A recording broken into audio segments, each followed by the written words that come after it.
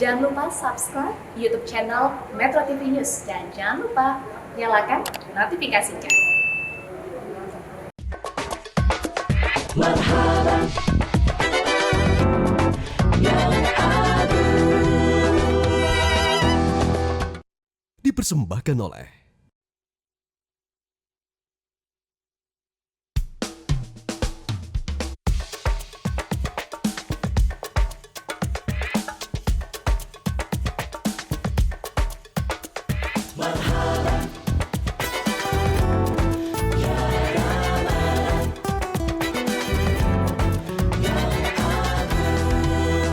tamu agung telah tiba, sapa kita dengan setia, janjikan ampunan dosa, bukakan pintu surga. Ramadan ya Ramadan, bulan nan penuh berkah, rindu kami tak tertahankan, beribadah penuh gairah. Adakah kita berdiam saja, biarkan dia berlalu percuma, iman hanya ucapan belaka, tanpa amalan secara nyata. Wahai kaum beriman, bangkitlah rebut kemenangan, mari isi bulan suci Ramadan, bangun peradaban berkemajuan.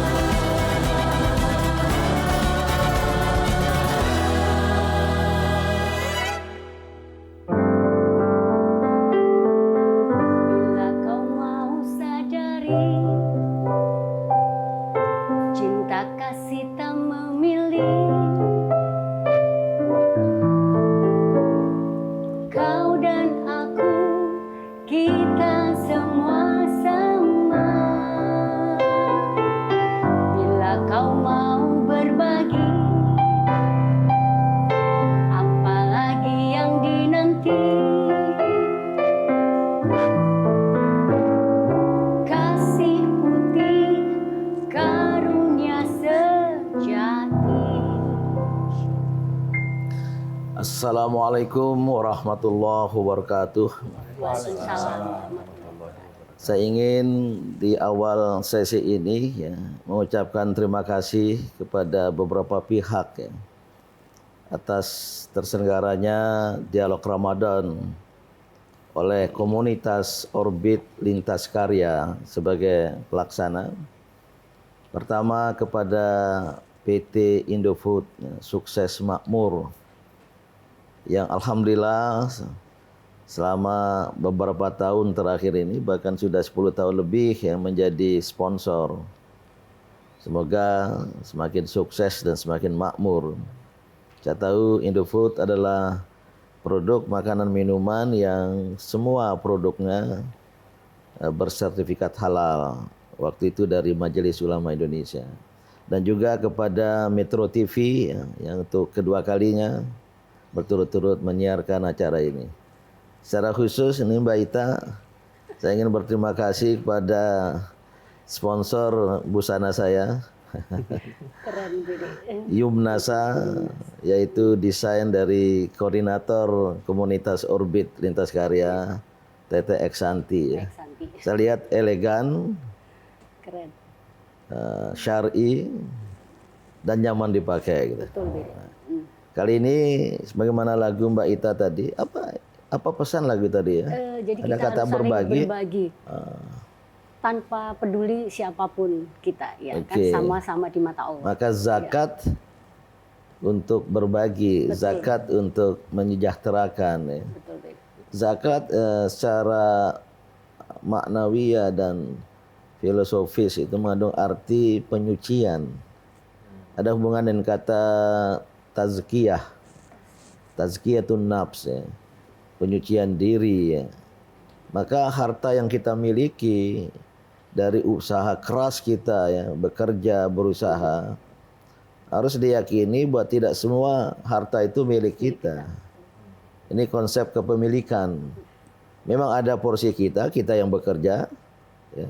Tapi ada porsi orang-orang lain yang dalam Al-Quran itu disebut haqqum ma'lum, hak-hak tertentu, lis-sa'ili wal mahrum, bagi orang yang baik yang datang meminta maupun yang tidak mau datang meminta.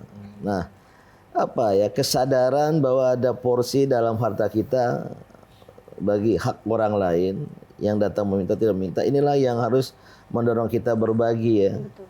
Sebagaimana lagu tadi itu lewat zakat, infak, sedekah. Kalau zakatnya ada ketentuannya ya, dan infak, sedekah bisa sewaktu-waktu ya.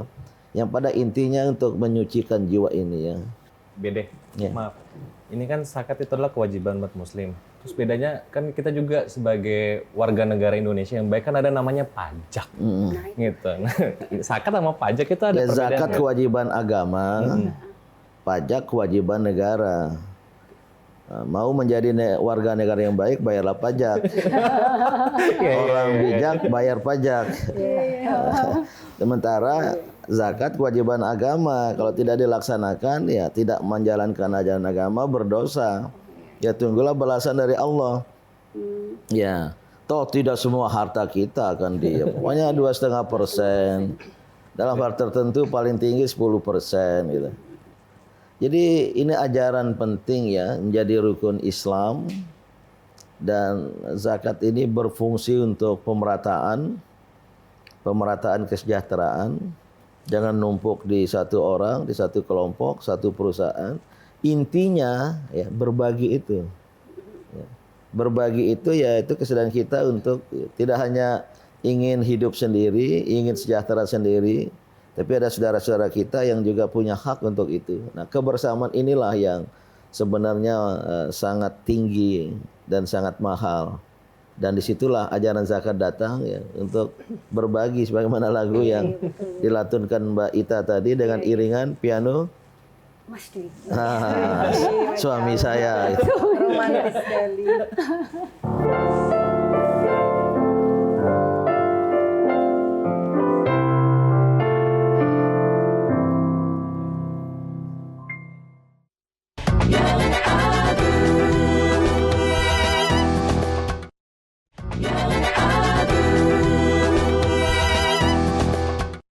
Dipersembahkan oleh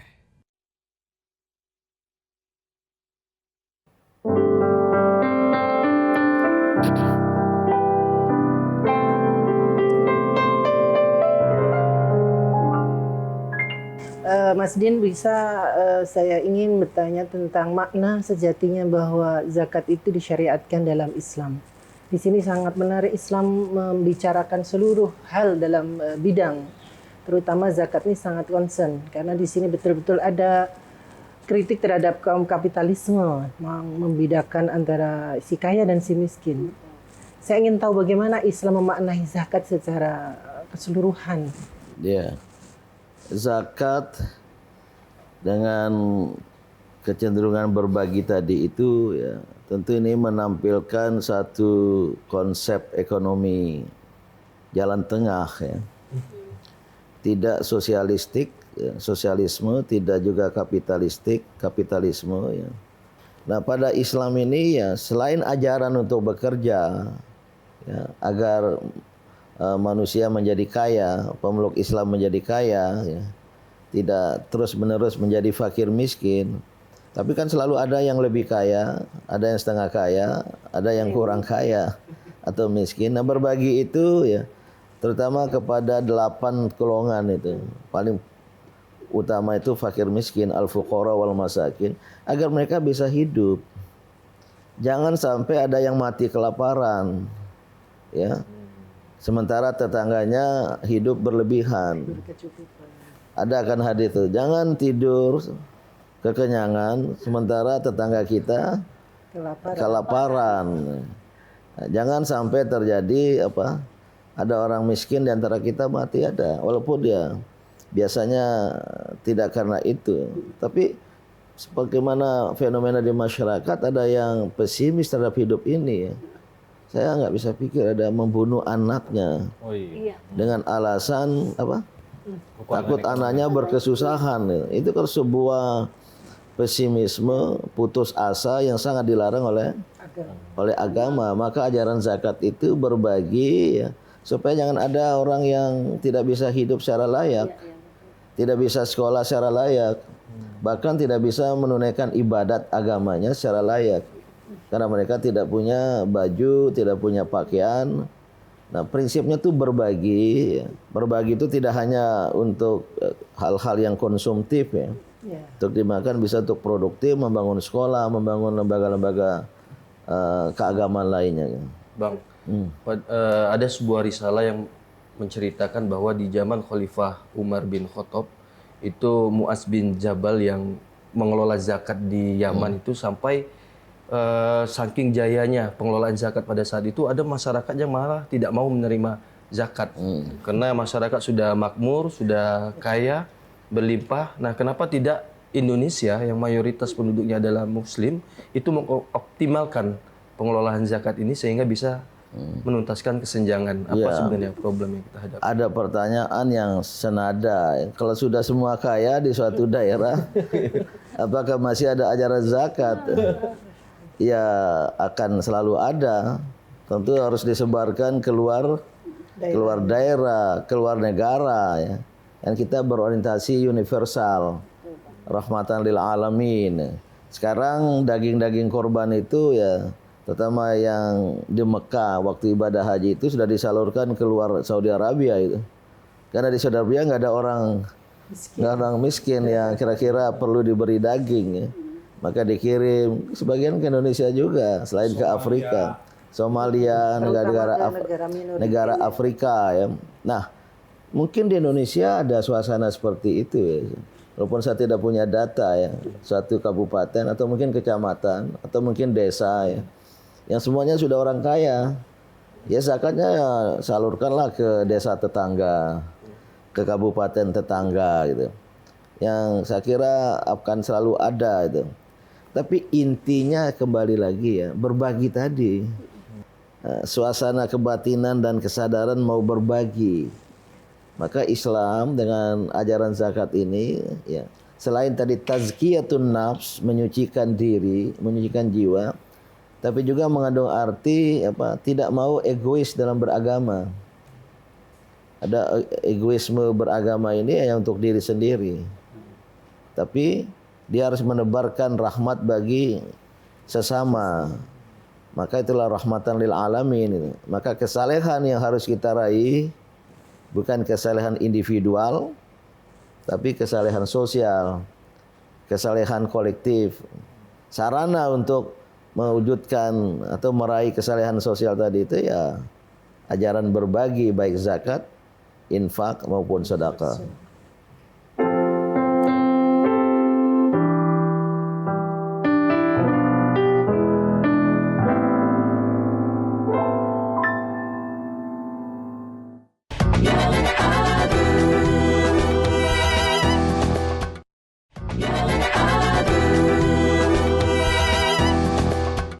Dipersembahkan oleh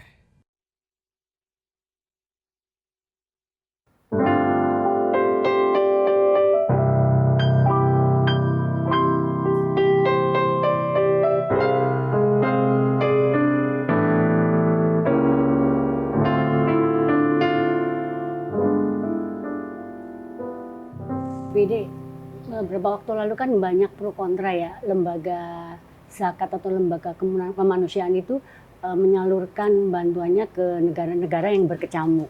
Dan banyak masyarakat saat itu yang kontra. Padahal di negeri sendiri itu masih banyak yang memerlukan uluran bantuan. Itu bagaimana kita menyikapinya? Ya akan selalu ada ya pertanyaan dan pikiran seperti itu. Ada kemiskinan, ada kesusahan, terutama akibat bencana alam ya, di luar negeri sana, baik negara-negara Islam maupun di luar negara Islam. Ya. Karena pernah terjadi typhoon di Filipina, di Myanmar, ya, tidak negara Islam gitu. Nah, sementara ya, kita di sini banyak juga masalah serupa. Iya. Kenapa kita membantu ke sana? Saya berdasarkan pemahaman Islam yang saya miliki cenderung pada pendapat tidak ada halangan walaupun banyak masalah di dalam negeri, kemiskinan, tapi juga saudara-saudara kita menderita, bahkan ya, menjerit dari masalah yang mereka hadapi, ya kita membantu. Sebagaimana halnya orang luar juga membantu kita. Ketika terjadi bencana alam, tsunami di Aceh, gempa bumi di Yogyakarta, terakhir di Palu, di Lombok, di mana-mana ya, termasuk di Banten, orang luar membantu. Saya kebetulan menyalurkan bantuan dari Jepang, dari komunitas Buddha di Jepang untuk korban di Palu waktu itu ya, terutama untuk rehabilitasi masjid. Kan menarik. Won Buddhism dari Korea ya menyumbang lewat Muhammadiyah waktu gempa bumi Jogja berapa ribu unit temporary shelter ya, rumah darurat. Nah, itu orang lain ke kita. Jadi kalau kita ke sana keluar ya baik-baik saja.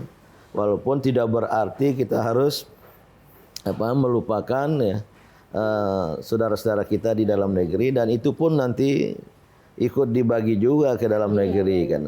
Janganlah hal-hal seperti itu ya menjadi pertanyaan dan apalagi dalam bentuk sinisme ya.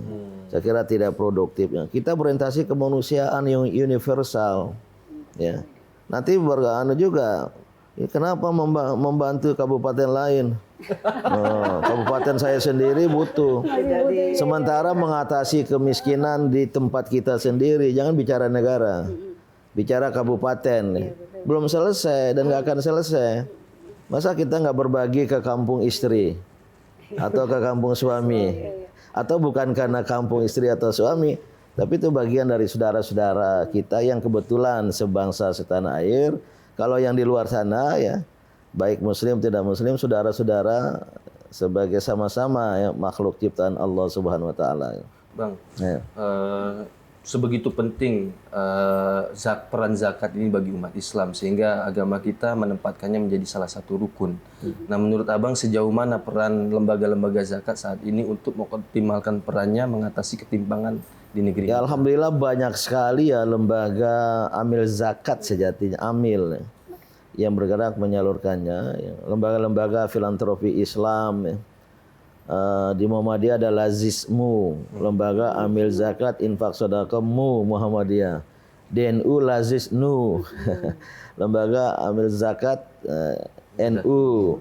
Ada dompet duafa, ada ACT aksi cepat tanggap, PKPU rumah zakat. Oh luar biasa. Banyak. Pemerintah juga membentuk namanya Baznas, ya, Badan Amil Zakat nasional. Nanti di daerah-daerah juga ada, itu bagus semua ya, karena ajaran zakat dalam Al-Quran itu bukan menunggu orang bayar zakat.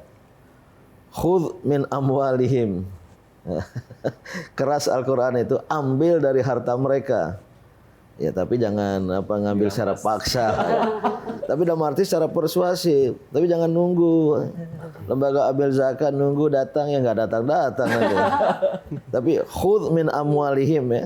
Ya, ambilnya coba secara persuasif, bikin video yang menyentuh hati.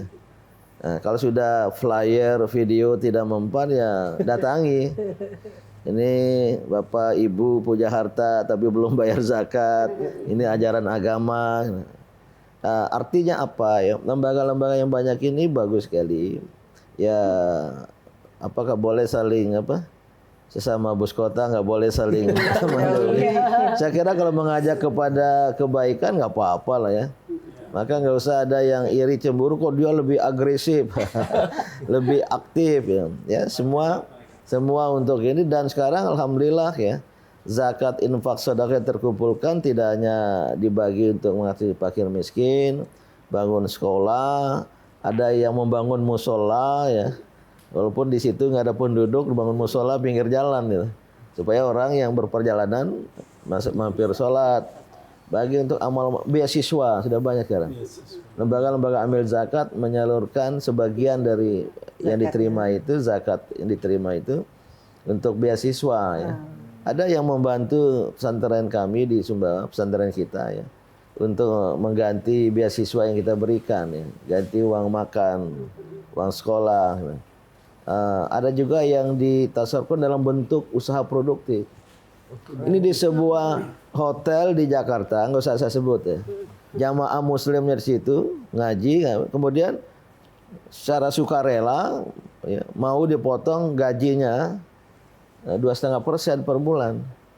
Ketika disalurkan, berilah pinjaman tanpa bunga tentunya sesuai Islam kepada pedagang-pedagang mikro. Nah ini kan ide-ide kreatif. Luar biasa banget. Ya kalau para artis kumpulkan ya 2,5% lah dari Hasil. dari hasilnya disalurkanlah kepada yang membutuhkan. Inilah zakat dapat berfungsi, harus berfungsi untuk mengatasi kesenjangan ekonomi.